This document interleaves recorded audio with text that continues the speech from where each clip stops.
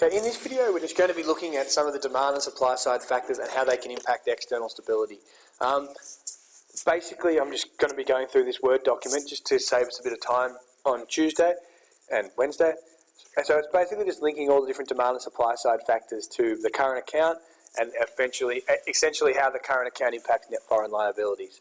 So the first one, consumer confidence increasing. As you can see there, it's bad for the CAD, and it's basically consumer confidence increasing means we spend more. And when we spend more, it means that we spend more on imports. So about 20% of what we spend is on imports. So a higher consumer confidence will lead to increased import spending.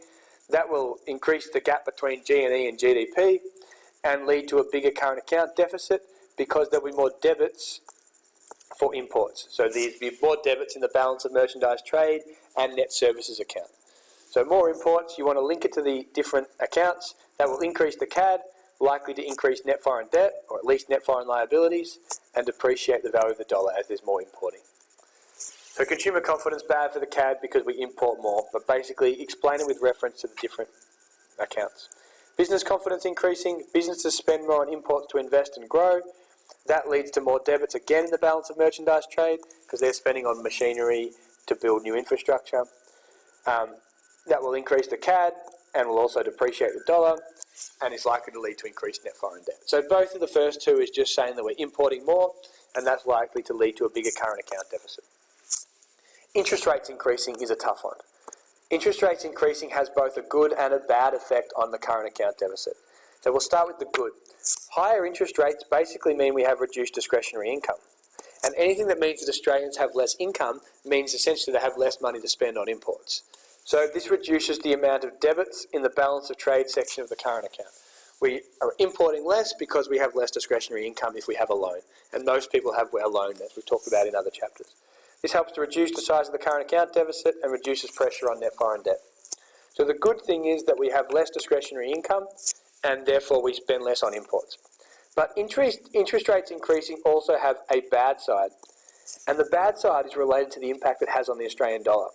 So if interest rates increase in Australia, that is likely to lead to more capital inflow because more people overseas and investors want to put their money in Australian banks. So higher interest rates lead to more capital inflow, and that leads to a higher Australian dollar.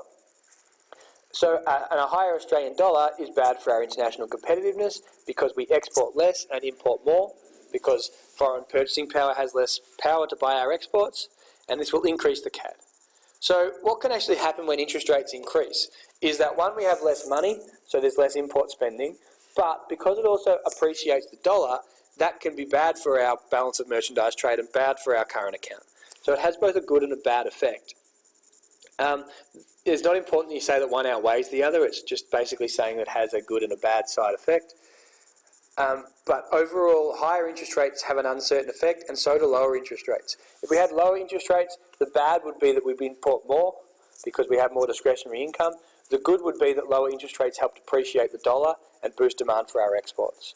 So interest rates not used for the CAD because they have two opposite effects.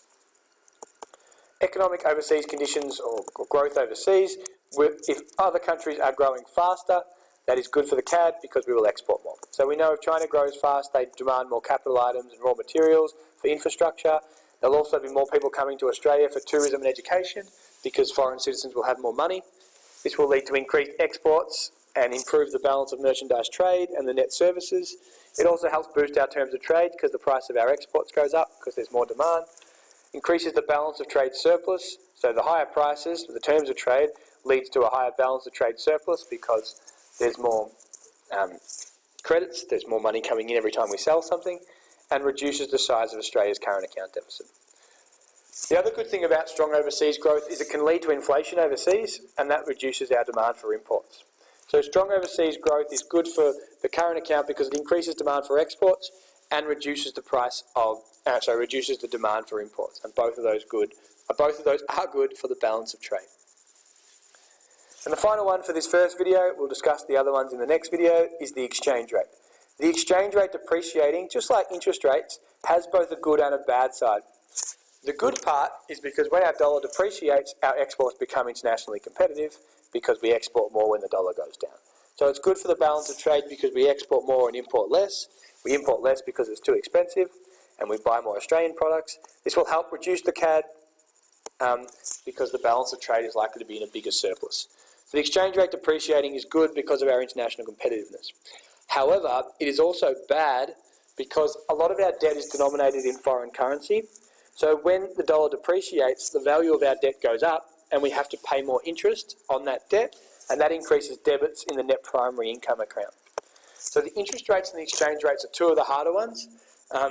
Exchange rates going down is good because we're more internationally competitive, but bad because we pay more interest on our debt. If the exchange rate appreciates, it's good because we'll pay less interest on our debt, but it's bad because our exports will be less competitive and we'll import more. A higher current account deficit can also affect the Australian dollar, so we're looking about the other way around. So that was the impact the high Australian dollar can have on the CAD, or the low Australian dollar, sorry. Now we're looking at the impact a higher CAD can have on the Australian dollar. Basically, a higher current account deficit can reduce the value of the Australian dollar, mainly because it can lead to us being in more debt, which means that there's more capital outflow because overseas countries are less likely to want to invest in Australia. A higher dollar will also, will basically mean that it reduces investment in Australia and can lead to, a higher CAD can lead to a lower Australian dollar. Just a bit at the end here, often a higher dollar will occur alongside a smaller CAD if the higher dollar is caused by high demand for exports. What we're basically saying is, generally when the Australian dollar is high, it means there's strong demand for our exports. Well, there has been strong demand for our exports in the past, which has caused a higher dollar, and that is generally associated with a small CAD. I wouldn't worry too much about this last bit, but it's important to understand the positives and negatives of the exchange rate on the current account.